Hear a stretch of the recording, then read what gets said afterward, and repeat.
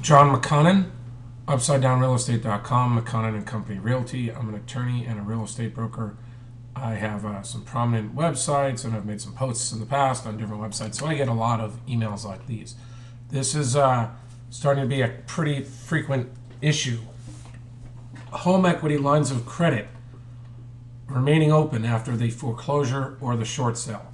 I can tell you that I get this more often after a foreclosure, but we've seen it multiple times after short sales. The bank argues that, or the bank's collection attorney or collection agents are now arguing that home equity lines of credit are like credit cards after a foreclosure, and that therefore these lines remain open until paid, and that they are, in this person's case, the number was larger. I changed it to protect the anonymity, but let's say he's got a $50,000 open charge on his credit. His debt ratios are going to be off if he agrees to a payment plan. Otherwise, he's got a $50,000 debt on his credit, and he's saying that he's being precluded from being able to get another loan. He's not the first person that this has happened to.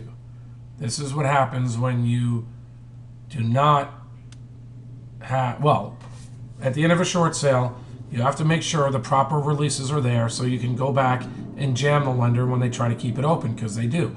And you've got to present them the language and say, this is a legal release. And, one thing I found effective is that if you have the facts on your side, you send out a letter disputing the debt, and you tell them every day that they continue to mar your credit is $1,000 fine a day per the Fair Debt Collection Practices Acts. Now, that's me threatening that we're going to win. I don't really know that you're going to get $1,000 a day, but it's enough to make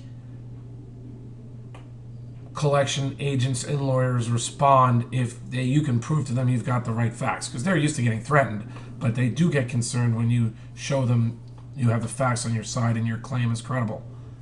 In this case, before I could comment, I would want to know whether this person has recourse or non-recourse loans.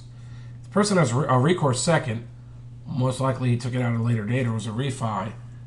It's going to be a tricky situation. He wants to know when the statute of limitations runs. And there's an argument that it would run from the day the default started. But lawyers don't like to give statute of limitations answers, because we've all been hired at times to get around them. And there are ways around statute of limitations. And in fact, here, I think implicitly he's saying or hoping that 4 years from the date he went into default, the statute would run. But he's still got to clear this thing from his credit. That's a side note.